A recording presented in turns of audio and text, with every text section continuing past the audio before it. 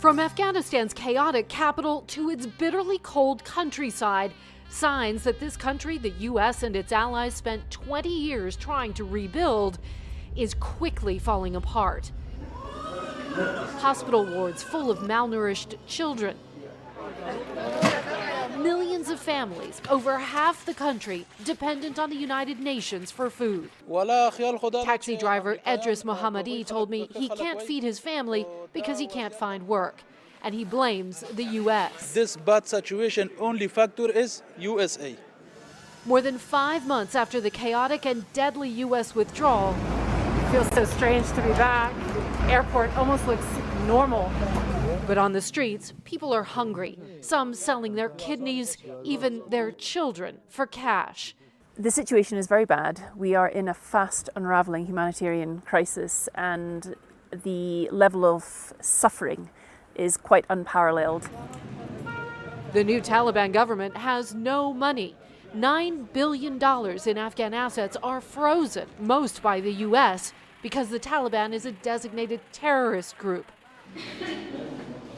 Doctors and nurses are going unpaid, hospitals struggling to buy medicine and equipment, and trying to save starving children. 2-year-old Nisar Ahmed weighs 17 pounds, almost half a healthy boy his age. His mother Sakina told me she's worried about her other children, still at home and hungry. What can we do, she tells me. This is our life. I pray that the government will help us. In the neonatal wing, all 6 tiny babies are here because they're underweight, born to malnourished mothers. The doctor told me only 1 in 3 will survive. About 300 or 350 women come for delivery here per month. And are many of them now malnourished or undernourished? Most of them. Most of them? Most of them are malnourished. The new Taliban hospital director says the lack of government funding is not only affecting him, but also pregnant women, babies, and children. It has a direct negative effect, he says. The Taliban leadership is trying to show the world it's changed, announcing women and girls will be allowed back into classrooms. Yet many women are living in fear. Women's rights activists have been arrested. In this video, Tamana Paryani screams for help, saying the Taliban is at her door. So what is this?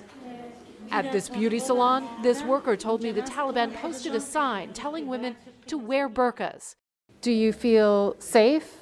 No, absolutely not, she says. Every minute we are scared. In January, the UN Special Envoy for Afghanistan said there's compelling evidence of intimidation and a deterioration in respect for human rights. And dozens of Americans are still stranded here, along with thousands of America's Afghan allies. One former Army translator, now in hiding, told us he applied for a visa in August. 3.5 months you've been waiting and have heard nothing. Nothing. Across the country, the vast majority of families have no choice but to stay. Are your feet cold? 10-year-old Nakibullah told me his father died in the war and his mother has no work. He and millions like him now wholly dependent on aid to survive. 23 million people in this country need urgent humanitarian aid, and all chapters of the UN here in Afghanistan are trying to come together to shore up a country. You said this was unprecedented. It is unprecedented. It's overwhelming. The needs are extraordinary, and it needs an extraordinary response.